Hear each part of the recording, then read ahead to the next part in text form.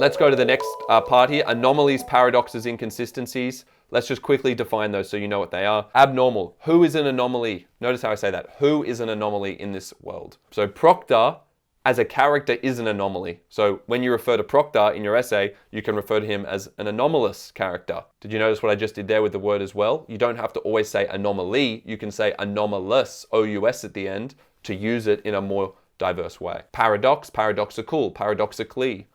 Okay, you can vary the word, obviously. What about a paradox? Contradiction, what about that? A contradiction? So something that is contradictory but true is a paradox. It's true, but it's contradictory. It doesn't really make sense. Or there's that kind of cyclical aspect to it. Here's something that's contradictory but true, a paradox. Tell me the paradox of fear in the play. Why is it paradoxical that people are afraid? Just remember that with the witches, they believed witches were real.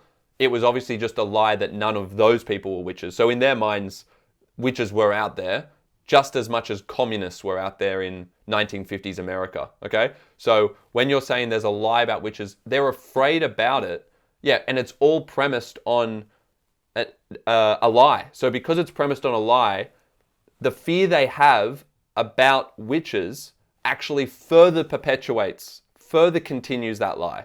So that's a paradox there, that they're afraid of something that is only perpetuated by their fear. The thing that they're fearing is actually made worse by the fear itself. Kind of contradictory though, because you're afraid of it, so you would think you would do something to get rid of it, and yet what they do makes it more real. What are people in America fighting for? Let's start there. So they're democratic freedoms, or you could say individual liberties. Okay, that's another phrase. So that's what people are fighting for in McCarthyite America. I'm calling it McCarthyite because Senator McCarthy was the key figure there. Yet, notice that word yet, it's powerful for the paradox.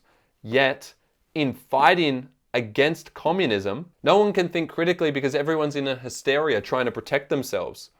Does that make sense to everyone? This is in real life I'm talking about, 1950s America. They start being really afraid of being called a communist, not of being a communist. They're afraid of even being labeled a communist, because that means that you are going to be alienated from the community. We don't want to be an outsider. And yet to be part of the community, a community that stands for freedom, you have to give up all of your freedom. So the very thing you're fighting for is the thing you sacrifice by being part of that group. So good. You see how when we talk about paradoxes, it's good to just have a couple of quick go-tos in your mind. For instance, when you're revising, oh, the paradox of fear, or the paradox of trying to preserve freedom by alienating communists. Well, actually, you'll lose your freedom in that process because you're going to fall into the trap of hysteria and irrational thought, and you're no longer going to think like an individual. So you've lost that freedom. If we're talking about inconsistencies, what is an inconsistency in the play? You can see some overlap there with the term anomaly, right? Because he's an anomaly because his behavior is inconsistent with the collective. So you could actually relate those two together in that way, if that makes sense.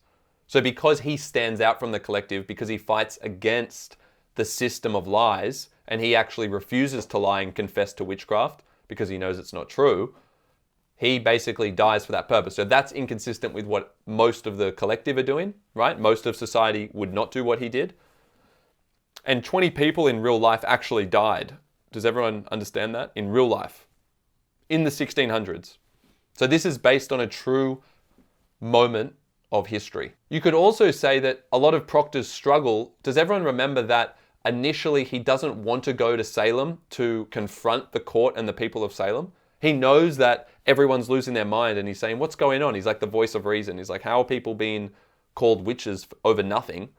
And then Elizabeth says you have to go to Salem, and he doesn't want to. So Proctor, does everyone remember John Proctor has had an affair with Abigail, who's a young girl. I think in the play she's something like 17. I think in real life she was a lot younger. But they've changed that fact. But in any case, he's had an affair with Abigail, right? He's had an affair with Abigail, and that means he's cheated on Elizabeth, his wife. So what's he carrying a lot of? Here's another emotion just to tie this in. What's he carrying a lot of? Guilt. So guilt makes him want to just have a very, like when you think about the life he wants to lead now, he doesn't want to have a public life. That's why he doesn't want to go into Salem. He doesn't want to have to go and confront that truth, right? He basically wants to deal with that guilt himself and just keep working on the farm. Does everyone know Proctor? He just works on the farm, sowing the seeds. He doesn't want to go and get involved in public affairs, right?